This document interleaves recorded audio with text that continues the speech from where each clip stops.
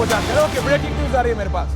Moscow पहुंच गए हैं फिलिस्तीन के राष्ट्रपति Abbas Mohammad Abbas. Major Toor, मैं आ रहा हूं आपके पास, लेकिन ambassador, the way things are going, America के एंटनी ब्लिंकन तेल अवीव पहुंच रहे हैं, मॉस्को पहुंच गए फिलिस्तीन के राष्ट्रपति अब्बास।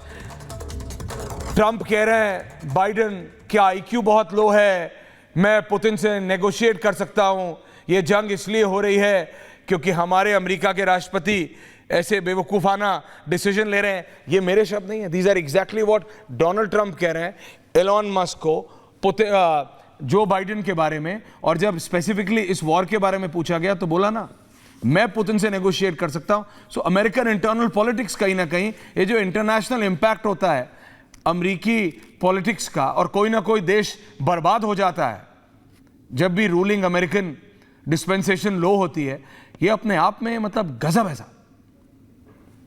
एम्बेसडर, हमारे तो जो जनरल साहबान तो बोले हैं एंड मेजर साहब, their knowledge about military matters is unrivalled, it's brilliant.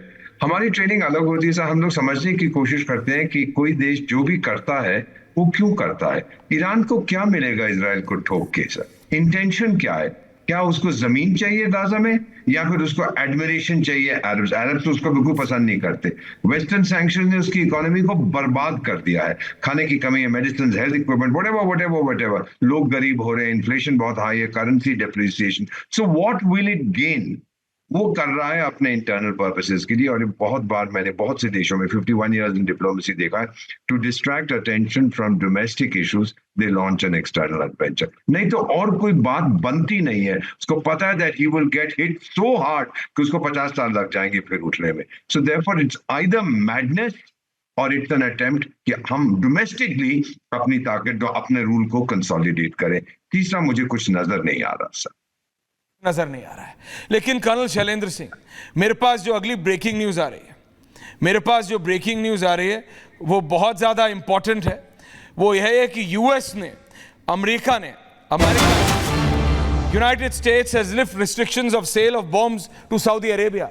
ये 2021 से मेजर तूर, इसका डायरेक्ट इंपैक्ट मेरे को दिख रहा है क्या हो रहा है। Lifting of a 2021 weapons ban on Saudi Arabia, it is exactly showing, ये दिखा रहा है बाइडेन का मिडिल ईस्ट पॉलिसी। 2021 से सर सऊदी अरेबिया को बॉम्ब नहीं बेच सकता था अमेरिका, बाइडेन ने हटा दिया, बोले बेचो।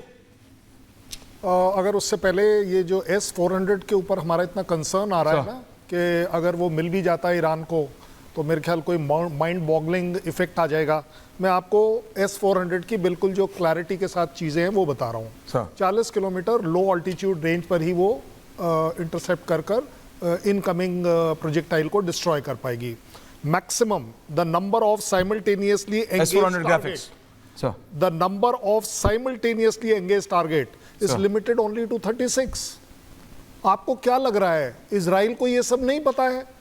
You think it is only Iran who can send 300 missiles towards or drones towards Israel, और इजराइल कुछ नहीं करेगा? देखिए, जब हम बात करते हैं S-400 की, यस उसकी लिमिटेशन भी हैं, और उन लिमिटेशंस को एक्सप्लॉइट करना इजराइल को बड़े अच्छे से आता है। ये कोई नया वेपन सिस्टम नहीं है। इजराइल, यूएस, ये सब इसमें माहिर हैं, खेले खिलाए लोग हैं, इनको पता है क्या चीज़ कैसे होती है। अब आ गई बात जो बाइडेन साहब के डिसीजन की है। देखिए, बाइडेन साहब का डिसीजन एक्चुअली अगर देखा जाए इंडिविजुअलिस्टिक डिसीजन नहीं होते हैं यूएसए में, वो एक पॉलिसी डिसीजन होते हैं। किस तरह से आप किस कंट्री को, पर ये किस तरफ बढ़ रहा है सर? मैं आ रहा हूं उसमें कि किस तरह से किस कंट्री को आप इन्फ्लुएंस करते हैं, वो इन्फ्लुएंस बैकफायर भी कर जाता है। आपको क्या लग रहा है गाजा में और पैलेस्टीनियंस को क्या यूएसए एड नहीं देता है? वो एड कहां जाती है पैलेस्टीनियन के नाम से? बम हमास इस्तेमाल करता है। हमास उसका आप दवाइयां तो खरीदता है। इजराइल सालों साल से वो 10,000 और 20,000 वर्क परमिट के द्वारा वहां पर काम दे रहा है, लाखों करोड़ों रुपया वहां पर एड दे रहा है। देखिए, ये सारी चीजें जब हम करते हैं, there are reasons for it, there are diplomatic reasons for it, there are diplomatically strategic reasons behind it, कि आप किस कंट्री को कैसे एंगेज कर रहे हैं और किसको किसके पास भेज रहे हैं। So that is one of the things. Yes, लेकिन एक सवाल जो हम सबके दिमाग में है कि भारत का भारत का रुख क्या रहेगा या क्या रहना चाहिए? रहेगा वो तो एस जयशंकर और मोदी डिसाइड, पर क्या रहना चाहिए सर? कर्नल साहब, यस। यस, देखिए भारत ने इस समय तक बड़ी एक जिम्मेदारी के साथ चीज निभाई है, चाहे वो यूक्रेन का लड़ाई हो, चाहे वो रशिया की लड़ाई हो। अगर हमारा प्राइम मिनिस्टर रशिया जाता है तो साथ ही साथ डिक्लेयर करता है कि कब वो यूक्रेन जाएगा। जिस तरीके से हमने पैलेस्टीन को रिकॉग्नाइज कर रखा है और इजराइल के साथ दोस्ती निभा रहे हैं, ये भी अपने आप में बहुत बड़ी डिप्लोमेटिक विन है। मुझे लगता है इस समय ये जो स्ट्रैटेजिक साइलेंस है, that is gold before you speak. Sir, पर ये गोल्ड क्या कितने देर तक हम रोक पाएंगे? हम कब तक ये न्यूट्रल रह पाएंगे जब इजराइल और ईरान बढ़ेगा और उधर से रशिया आ जाएगा? अभी prime minister Modi major Toor Moscow से होके आए हैं, हमने देखा है। क्या इंडिया इस सिचुएशन में, क्या भारत न्यूट्रल रह सकता है जैसे हम रशिया यूक्रेन के जंग के दौरान थे? General, coming to you after this, ambassador to you to major Toor. Okay Aishwarya, basically मैं आपको ये एक चीज याद दिलाना चाहूंगा कि अमेरिका के पास B-52 बॉम्बर्स हैं। अमेरिका एक मौका ढूंढ रहा है कि ईरान कुछ ऐसा कदम उठाए और वो इजराइल की साइड लेके ईरान पे बॉम्बिंग करे। नंबर एक, तो पहली चीज तो ये साफ हमको पता है कि ये माइंडसेट है यूएसए का। नंबर दो, कुछ साल पहले यूएस ने सीरिया में जो S-400 की जो मिसाइल साइट्स पे अटैक किया था, जिसके अंदर की 8 से 9 रूसी ऑपरेटर्स मारे गए थे, इंक्लूडिंग सीरियन पर्सनल जो इन पे ट्रेन हो रहे थे। तो जाहिर सी बात है कि ईरान में जो भी मिसाइल सिस्टम्स आए हैं, all those are going to be operated by the present on roll Russian soldiers and officers, क्योंकि यहां पे कोई ग्राउंड अटैक का कुछ बेसिस नहीं बनाया जा रहा है। अभी ये पूरा एयर वॉर होगा, एयर डोमिनेशन के लिए होगा एंड नेवल ब्लॉकेड पे जोर दिया जाएगा। तो पहली चीज तो सबसे बड़ा थ्रेट ये है।